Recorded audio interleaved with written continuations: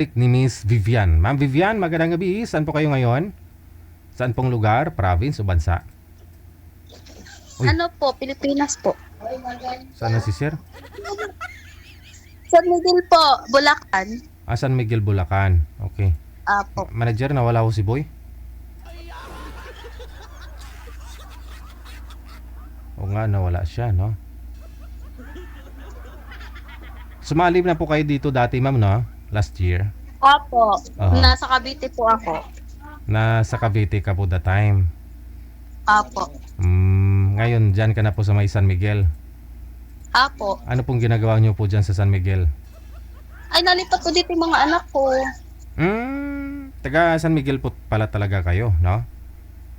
Ako po talaga Haguno. Ito pong anak ko, yung magulang ng manugang ko, taga dito po. Okay, sige. Si Sir Manager bumalik na, andyan na po ba? Online man. Pero ma'am, kamusta na ho kayo nang nakausap niyo po last year?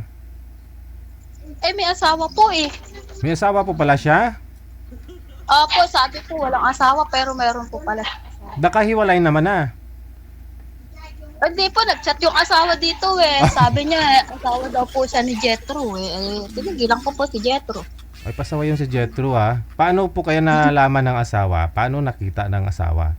Yung ano? Kasi po din ba, pag nag-video call po kasi kami, Oh, hawak po siguro ng asawa niya yung account niya. sa Messenger. Apo. Okay. So, ano ginawa niyo pong aksyon? Anong ginawa niyo ho? Binlock niyo?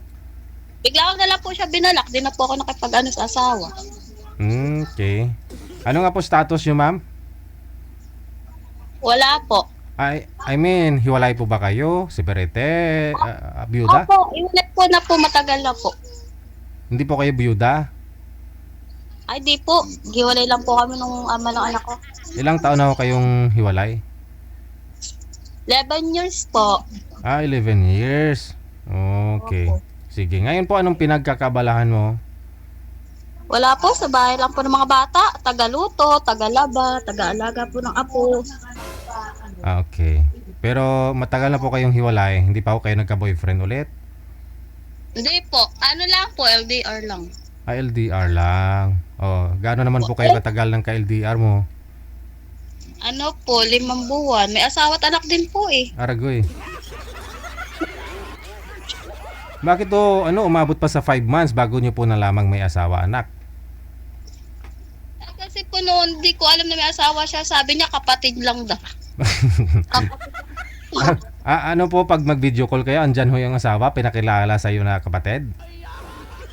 Sila pong dalawa, nagpanggap, magkapatid daw sila. Tapos yung malaunan, matagal na po kami nag-uusap eh. Oh, Tsaka po niya tinabi na asawa daw po siya. anong pakay? Purpose niya ba't ginawa nila yun? Ano sila? Hindi ko po alam. Sabi po niya yung asawa niya, sabi ng asawa niya sa akin eh, niloloko lang daw niya kami. Pinasakay lang daw ako na binata yung asawa niya. Sus, kita mo lang. May money involved po ba? Wala? May pera, may pera-pera po bang nangyari? Binigyan mo ba ng pera? Humingi ng pera? Hindi po, wala po. Ako po nga ibibigyan niya, hindi ko po tinatanggap kasi nga may asawa at anak siya eh. Galing ah. So parang ginawa ka... Bibigyan niya ako. Mm. Bibigyan niya ako sa Gcash, di ko po binibigay yung mga Gcash ng tindahan kasi alam ko may asawa at anak po siya. Hindi. Nung una pa lang, di ba, naka 5 months po kayo bago mo na lamang may asawa? Sa una? Ano po? Siguro 3 linggo na po kami nag-uusap bago ko nalaman na may asawa siya. So pinapatuloy mo pa rin naman dahil gusto mo lang din siguro malibang, ganon?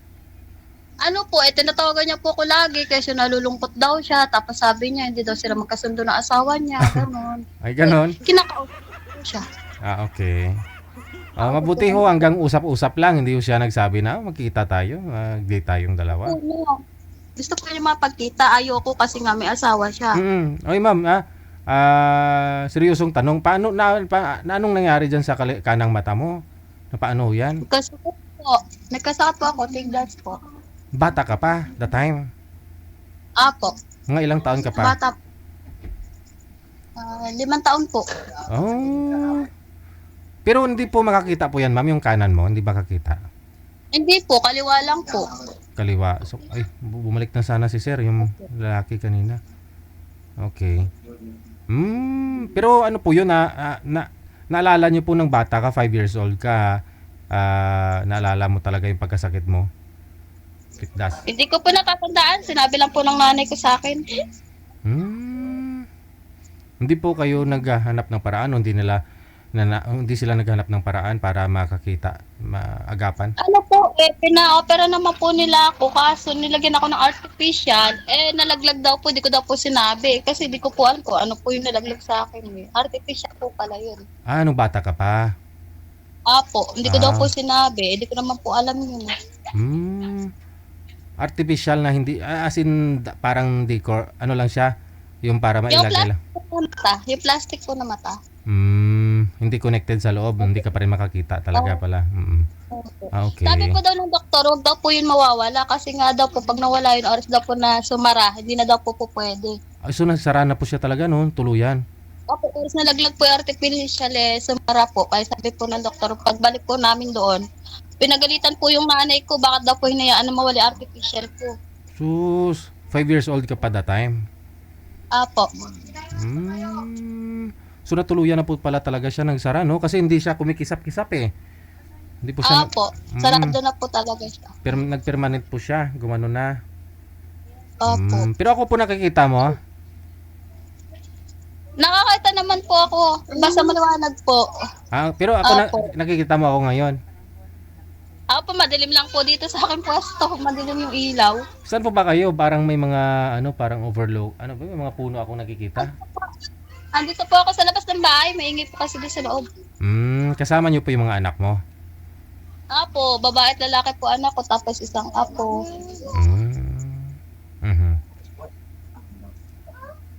Sige. Manager, hindi na po bumalik si sir? Hindi na po talaga? Okay. Ma'am, Ma'am Vivian, baba niyo po muna yung tawag. Tatawag ho ako ulit, no? Para makapasok ko yung mga kausap. May pasok natin. Sige.